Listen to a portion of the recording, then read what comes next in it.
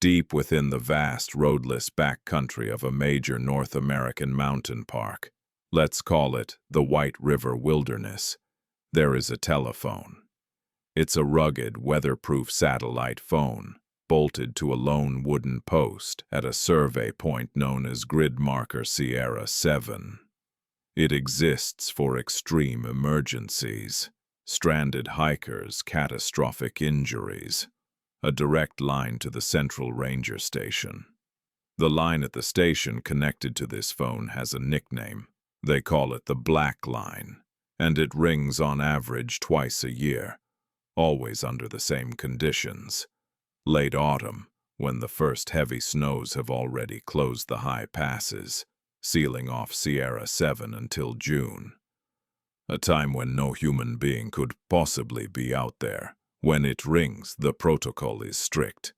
A ranger must answer. They always do.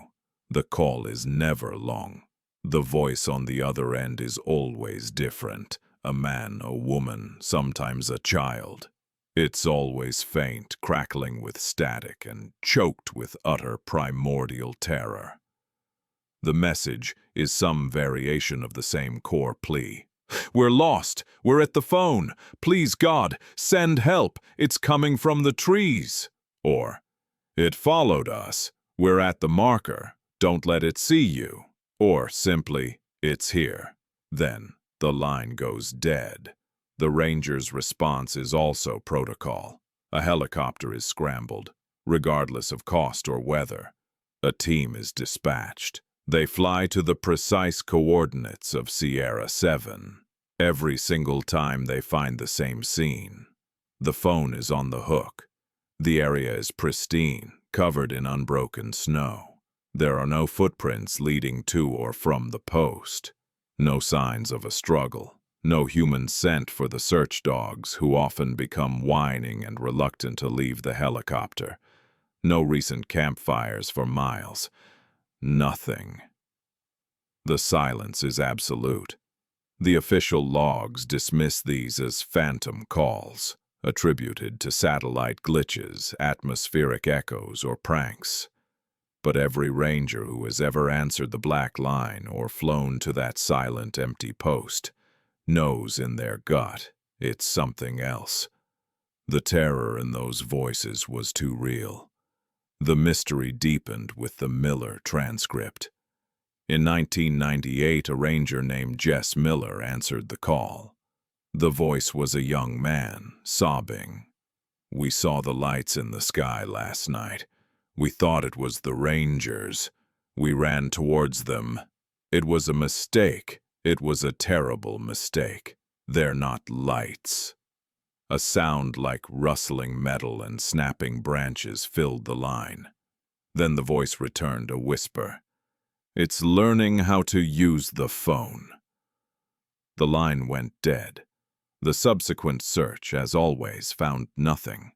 But Ranger Miller, a former signals intelligence officer, did something unorthodox. He ran an analysis on the call's background noise. Beneath the static and the voice, his software isolated a pattern. A low-frequency pulse, repeating every 11 seconds. It wasn't natural, and it wasn't machinery. He also noticed something else. The calls, plotted on a timeline, were getting more frequent.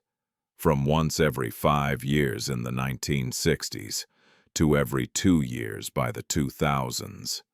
The last logged call was 14 months ago. The next is statistically overdue. But the most chilling piece is a footnote from the park's founding in 1912. A surveyor's letter, archived and forgotten, mentions establishing the original Sierra 7 marker. He wrote to his superior, "The Indians here refuse to go near that basin. They call it the place where the trees watch. They say something ancient lives there, something that got stuck when the world was younger and the forests were endless. They say it gets lonely and it tries to call things to it. It mimics, it learns. I dismissed it as superstition, but I must confess, The silence there is of a peculiar quality. It feels less like an absence of sound and more like a presence that is listening. Today, the black line still sits on the desk at White River Central. Rangers come and go. The official stance remains. Unexplained glitch. But every new ranger is quietly briefed by the old-timers. They're shown the log. They hear the tape of the Miller call. The unspoken rule is passed down. You always answer. You always send the chopper. Because one day the protocol might change.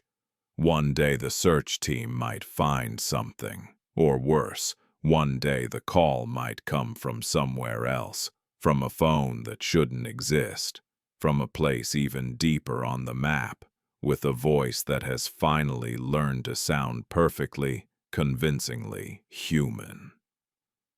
And the most haunting question, the one that keeps veteran rangers awake during the first autumn snows, isn't who is calling. It's the implication of the surveyor's letter and the increasing frequency. What if it's finally learning how to get the coordinates right?